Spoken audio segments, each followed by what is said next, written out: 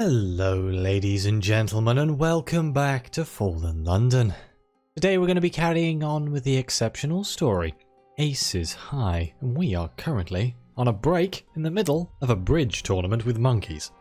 You have half an hour to yourself. For this short time, you do not need to watch either playing cards or monkeys. There's quite a lot of things we can do here. Let's explore the front compartment.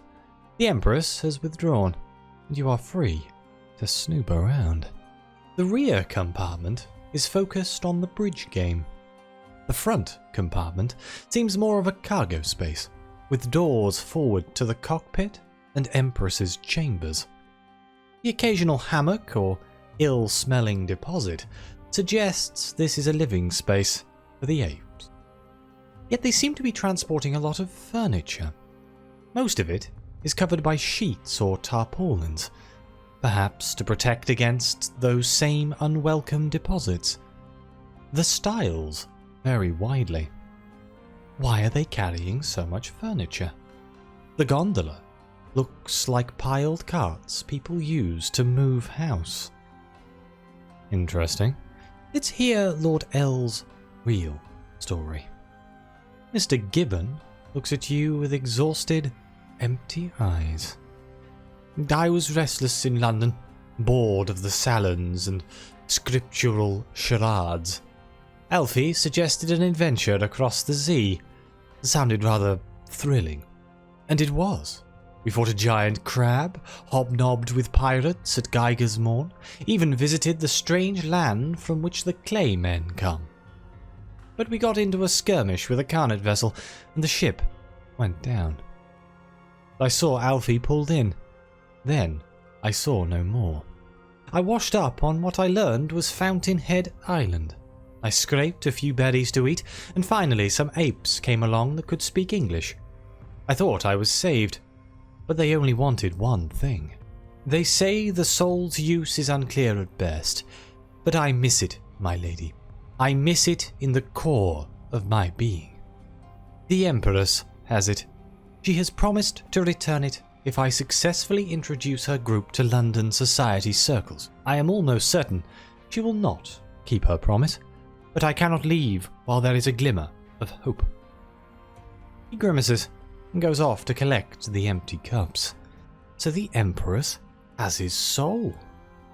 Interesting. Let's talk to a simian player. A small ape wants a word. You here to find cheating? The ape speaks hesitantly, lacking confidence with the language. You confirm that your role is to ensure fair play. I know that apes cheat. I want you to know not all apes. Some of us just like to play the game. He thumps his chest and mimics holding a hand of cards in the air. It's a good game.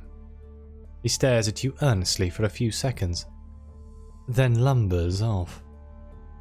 Can we gain simian assimilation? We can look for parachutes?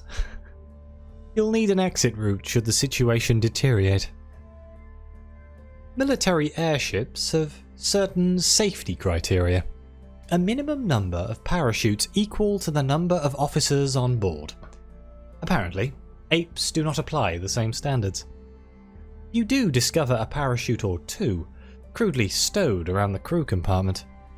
The thought of an ape cramming a parachute into a sack and expecting it to function in midair is not a welcome one, but you memorize the position of these lifelines anyway. And then finally we can enter the cockpit. If need be, could you take control of the airship? You keep an eye on the central doors leading forward from the cargo compartment. A uniformed ape in a peaked cap keeps popping in and out to smoke and scavenge food. When his attention is on a buffet platter, you let yourself into the cockpit. A quick glance tells you this airship would be straightforward to pilot, though not precise. It has simple, functional controls and only the most rudimentary of gauges. A quick glance is all you get as the giant ape snoozing in the co-pilot seat opens an eye. His stare is a clear message. You leave the cockpit before you are thrown out. In the playing space, nobles and monkeys trickle back to their tables with varying degrees of excitement. It is almost time for play to resume. Let's consult with our employer. The next round is imminent. But the Earl wants a word. The Earl beckons you to a far corner of the card room. The monkeys are busy at the buffet. Several are throwing the leftover portions of corned beef. The Earl paces in a cramped corner. I hear you are watching our people to detect cheating. Perhaps I did not explain your role fully. You are to watch for cheating by the opposition, particularly now the game is so important. Hang on? In a month or two, will any of this really matter? The Earl touches his forehead. This is no simple card game. Our team has been duped into playing a match under false pretenses, and the press are here. The best case scenario is that we win, and we look like idiots for playing cards with monkeys.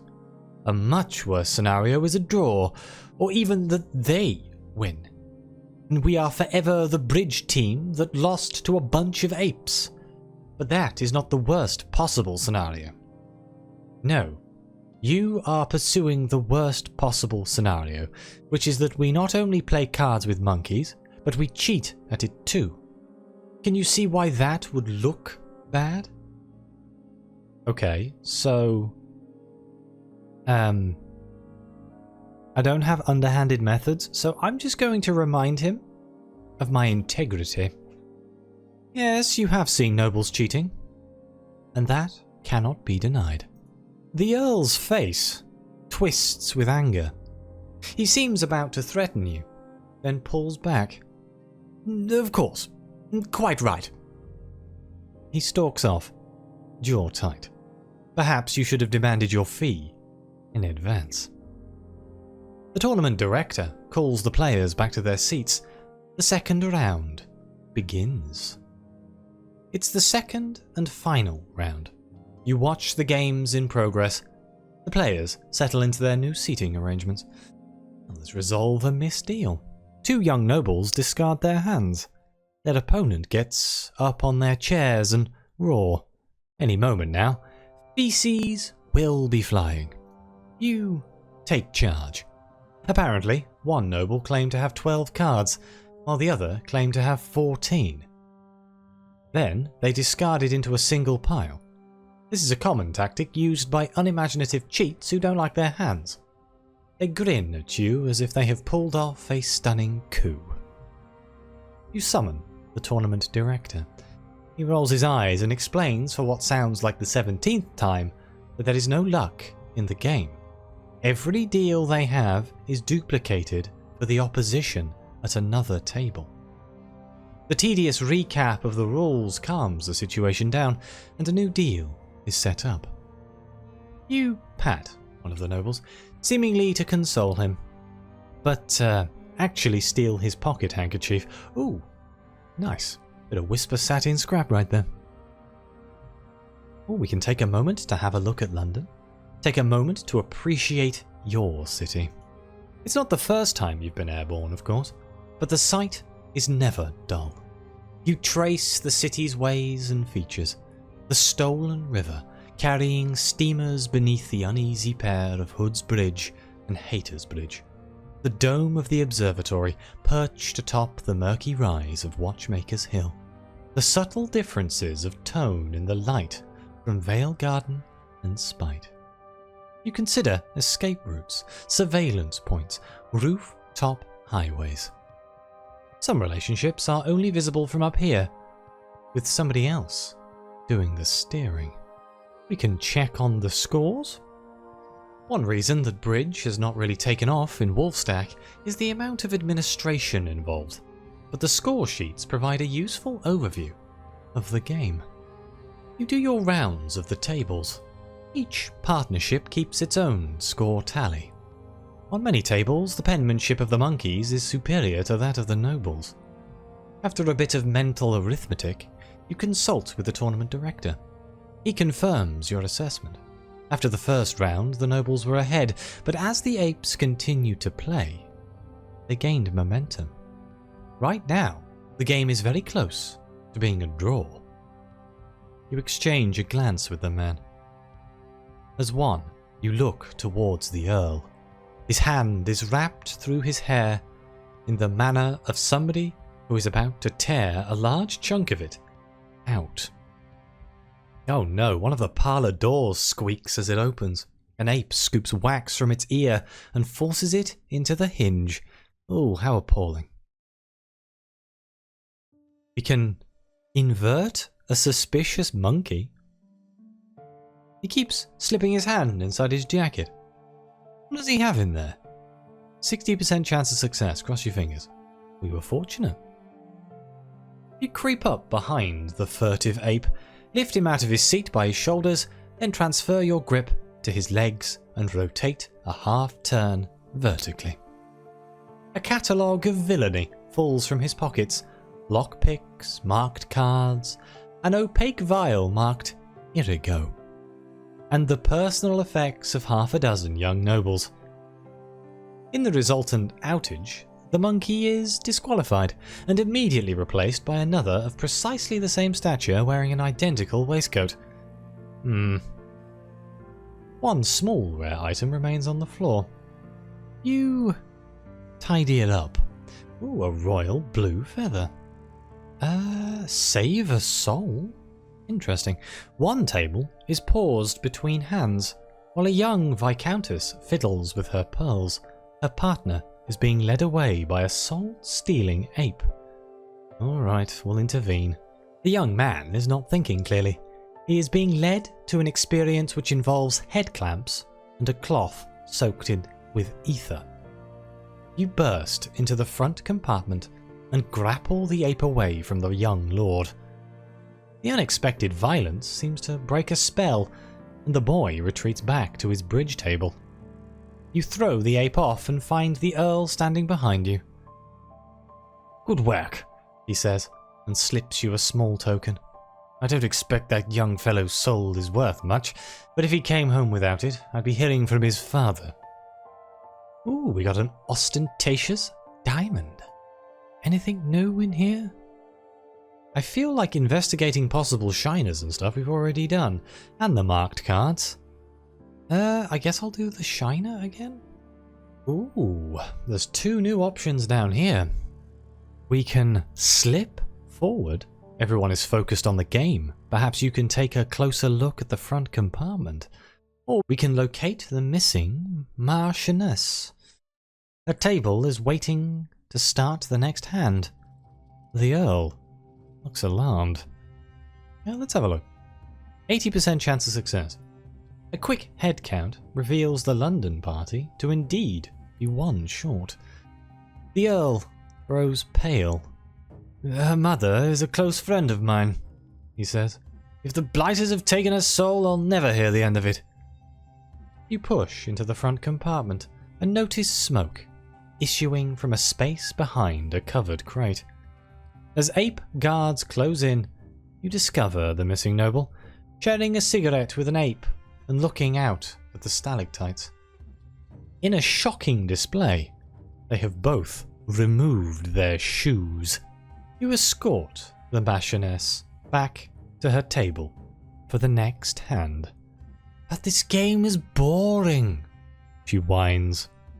Okay, let's see if we can slip forward. 80% chance of success with our daring quality. We succeeded. The guard apes seem very competent, the monkey brawlers, but they are focused on the security of the Empress Barbara II. You wait for them to look away and slip through the door to the front compartment. Once through, you observe a pile of covered crates and immediately position yourself behind it. There is just enough space between the crate and the gondola wall that you can crawl along and examine the cargo. It seems to contain chairs, tables, clocks and other household pieces, except they have a notably compact design, taken from seafaring vessels. One little item ends up in your pocket. You had better return to the game. Ooh, an ambiguous eolith. Oh, tally up. The last scorecards are coming in. The merriment of the match gives way to an awkward tension. The tournament director sorts the scorecards and scribbles as he carries out the arithmetic. The apes huddle starboard, the nobles to port. The Empress Barbara II and her retinue return to the chamber.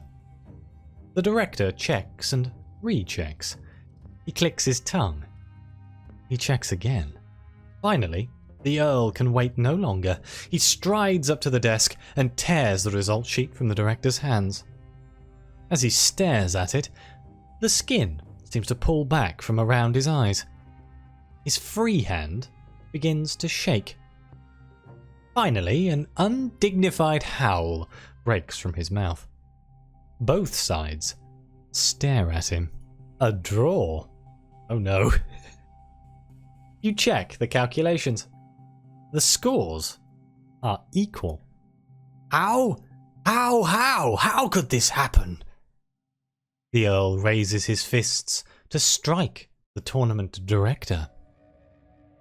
I can stop him, or I can wait and watch. I guess I should probably stop him. The old fellow is about to commit a grave faux pas, and likely get his club banned. I'll stop him. Poor tournament director doesn't deserve to get punched in the face. You step in to intercept the punch.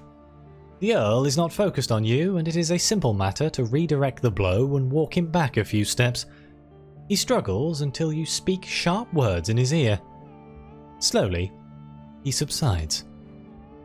"Quite right," he says. "Thank you." Oh, I gain some favours with society. Always welcome. The Earl grips your shoulder. "Your investigation," he says. "It's our only way out. Tell them." The journalist flips open her notebook and holds her pencil ready. So we can declare that the apes cheated and award the game to the nobles. This will gain some renown with society, because they did cheat. We can declare the nobles cheated and award the game to the apes. You might not get paid, but it will make for a good story in The Blind Helmsman. You will lose all your favours, society. Or declare both sides cheated, and therefore the game is void. It is the honourable thing to do, and it helps out the Earl. Sort of. Or we could declare it was an honest game, played fairly. Keep a straight face while you say it. I have a funny feeling. There is no correct answer here. I think I'm gonna say both sides cheated and the game is void. You point out incidents of cheating on both sides, highlighting the efforts of the underappreciated tournament director to keep everything correct. The Empress glares at you, then at Mr. Gibbon. The Earl's mouth twists as he seethes like a steam engine. Do you guys remember where those parachutes are? I might need them. The Earl steps forward. "One moment. Since the bridge game has been unsatisfactory, we will challenge the greatest among you to one more game." The apes go silent. The Empress Barbara II narrows her eyes behind that gold mask. "Which of your young ones would be a match for me?" The Earl shows his teeth. "Why, the lady here." He makes a grand sweeping gesture, which ends up pointing at you. "Oh, fantastic. Okay, well, fine. Apparently I'm about to have a fist fight with an empress on a dirigible. Only in fallen London. Time to get your hands dirty." The Empress looks you up and down. "Yes, I think that might be worth my time. Stewards?" While apes rush around, transforming the room from a busy tournament to a one-on-one card arena, the Earl draws you aside. She's obviously been studying all our games. Challenge her at something she can't possibly have heard of. Invent a game, if you think you can be convincing enough. The Empress sits down and cracks her knuckles. Oh, we're not having a fist fight? We're just going to play a card game. Alright. How about Magic the Gathering? Have you brought your deck? The Empress gives you an unwavering stare. So, respected champion of London, what shall we play for? Let's establish the stakes. It's a little difficult to invent an entire card game in your head and simultaneously negotiate with the Empress. The Empress sees your hesitation and waves a hand. If you win, I shall grant you a request of your choosing. Acceptable?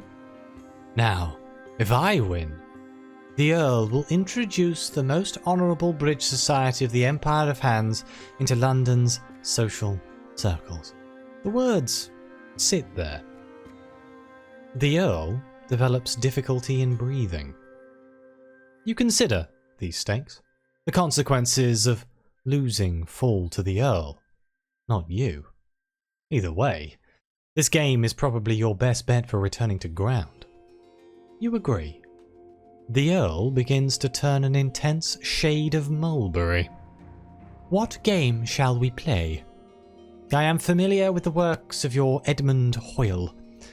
Right, so we could pick Spite Dr. Blemigan, a favourite among the urchins. Stem the Tide. Sailors can still enjoy this while blind drunk. Or the Sprinting Devil, a quick-fingered challenge where only the red cards count. Let's go with Sprinting Devil. It occurs to you that 100-soul ape might have more dexterity than you. You explain the sequencing rules in more mathematical terms than usual to slow her down. The Empress furrows her brow. You split the deck and encourage her to aim for a deal speed of 3 cards per second. Eventually, she tires of your explanation. I think I have the basics, she snaps. Let us play. You have 5 chances to improve your score. Raise against an Empress to 5 to win the game. The Empress lapses into silence, her eyes narrow in concentration. So I can either breeze through the game that gives me 60% chance of success, or I can introduce additional complexity. The Empress has shown impatience with advanced rules. Perhaps you can overload her. Go with that. You apologise for not mentioning one technicality earlier about the circular value of suits. The suits have precedence, of course. Rats eat cats, cats wear hats, hats trap bats, and, well, there's something about bats and rats that escapes you. You're sure that's all straightforward to a player of the Empress's caliber. She frowns at you. Spectating apes chatter. One of the Empress's guard gives them the evil eye. Let's watch her hands. Did the Empress just palm a card? You are fairly sure that the Empress just palmed off the 6 of rats. Sensitive to a potential diplomatic incident or abrupt defenestration, you make your challenge in terms of an eludication of the rules. Why should she, a new player, know that it is illegal to retain a card in hand? The Empress offers you a cool gaze. I see, she says. Thank you for the clarification. She returns the 6 of rats to its place on the table. What else do we have here? We can lay a trap irresistible to an ape. You've had a lot of time lately to study apes and how they play cards. I can use monkey psychology. This is our simian assimilation. We'll use monkey psychology. This seems entertaining. Dr. Slow-Mo would have something useful to offer were he to get in a scrape like this. You put out a card, then withdraw it unturned. You repeat the process with your other hand. These abortive plays bewilder the Empress, and she takes to snatching at each card you present. When you have sufficiently agitated, you start a relentless central sequence in cats. It takes your opponent precious seconds to recover and focus on the true game again. By the time she is ready to counter, you have scored. Let's lay a trap irresistible to an ape. The Empress's long arms make her an effective player at the fringes of the table. Your own arms are more suited for center table play. You fake an attractive foundation beside your elbow. When her hairy hand swoops in, you lay down a barrage of bats directly in front of her belly. By the time she adjusts to get a card there, you've already snared 2 minor devils. I don't really want to do the push it to the edge, because if we lose one, we'll be in trouble. Let's watch her hands again. There we go. The Empress grunts as the game concludes. Let's win the game. Given you got to define the rules, this should not be a surprise. I kind of feel like we cheated. The Empress sits back, impassive. You win, she says. I promised you a boon, the Empress says, her tone flat. What do you want? So I can demand the apes leave London and never return? Society is awkward enough without incorporating soul-stealing monkeys. We can demand a soul, it seems appropriate, or we can demand the return of Lord Earl's soul. It's a small thing to her, but everything to him. I think I'm going to do this. A brow rises behind the gold mask. A selfless gesture? I did not believe in such things, but your request is fair. She searches her robes and pulls out an unimpressive little bottle. Thank you for your service, Gibbon. He accepts it with both hands, his face illuminated by the light within. He looks away for the briefest moment to mouth, "Thank you," in your direction. The Empress continues to stare at you. Is there something more? She does not seem to have finished. The Empress Barbara II takes a deep breath. You duped me, she says to the room at large. None of you had any intention of admitting us to your world, because we take souls. How many souls have you each taken in your possessions of wealth and privilege? How many workers do you exploit and call it your birthright? Well, you win. Now we will take you out to Z and end you all. It is a loud hiss from outside. Mr. Gibbon has opened the doors and is clambering along the exterior of the gondola, slashing the envelope open with his kitchen knife. You're not taking me away from London again, he yells over the rushing air. Let's see how they treat a big pile of dead monkeys. No need for alarm, a calm young noble says. City yards build these airships with great redundancy. Our descent will be slow and controlled. His partner raises a finger. This wasn't built in London. It was built by a bunch of apes. The gondola tilts at a sickening angle and begins to plunge.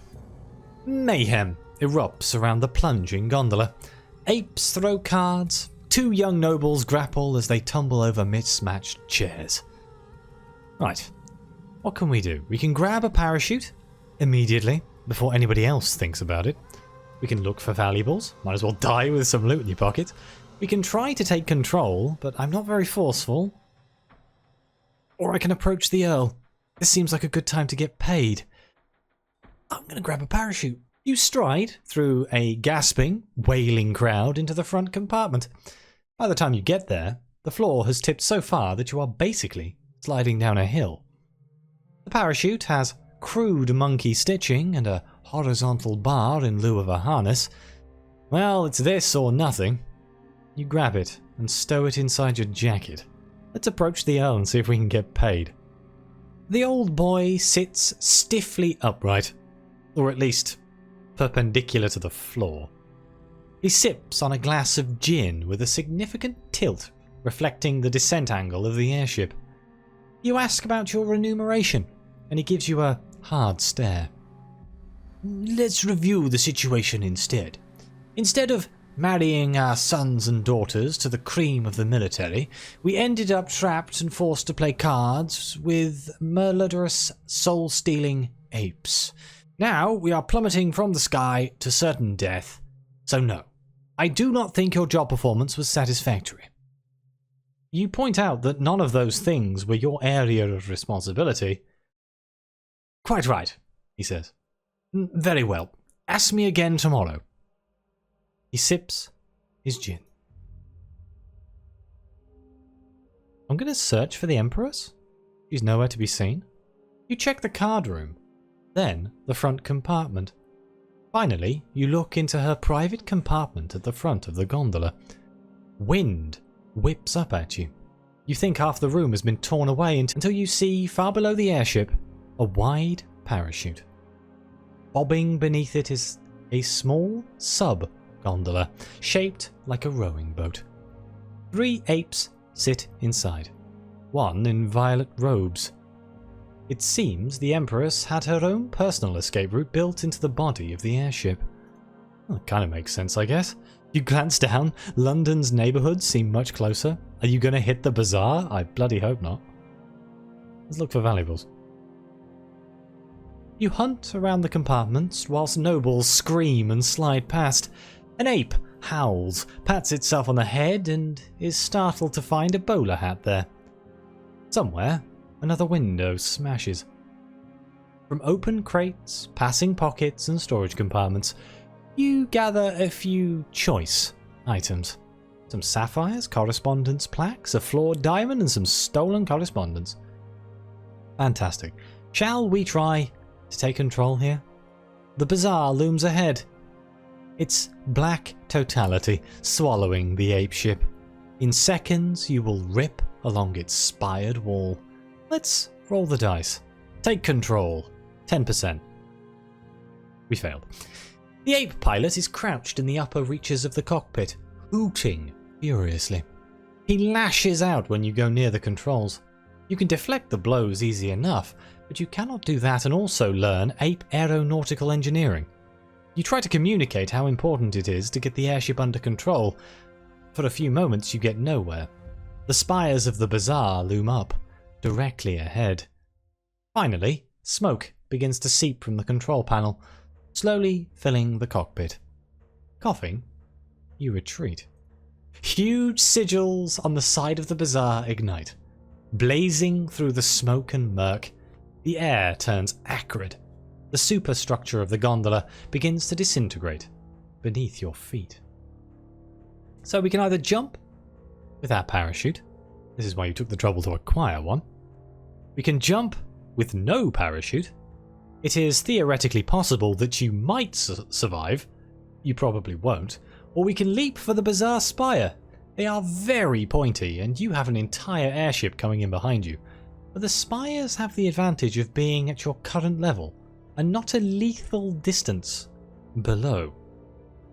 I think I shall jump with my parachute, as much as I kind of want to leap for the bazaar. But we took the effort to get the parachute, so let's go. You kick the doors of the gondola. They break open with a metallic shriek. As the carpet shreds beneath your feet, you dive from the side of the airship, putting as much distance as you can between yourself and the collapsing envelope. Apes and nobles spill after you, tumbling and shouting. Air blasts you as you fall, the superstructure of the bazaar flashing past in dark streaks. You extract the parachute and brace the bar beneath your arms. When you're sure it's locked in, you release the canopy. The bar smashes up against your armpits with eye-watering force, but your descent is arrested. Unlike most of the falling companions who rain into the dark waters of the stolen river.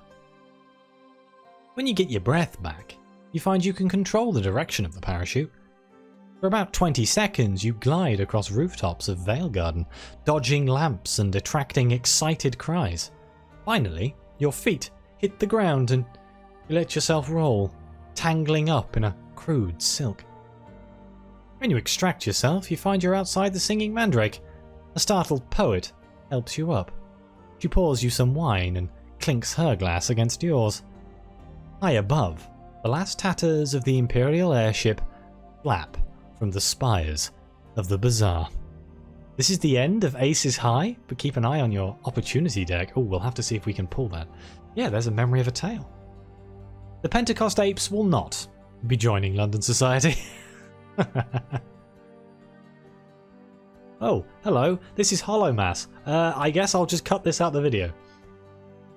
Let's see if we can pull the card from our opportunity deck. That's a no. Not looking good, is it? A dream about the burning river? Dream about thunder? Dream about a tree?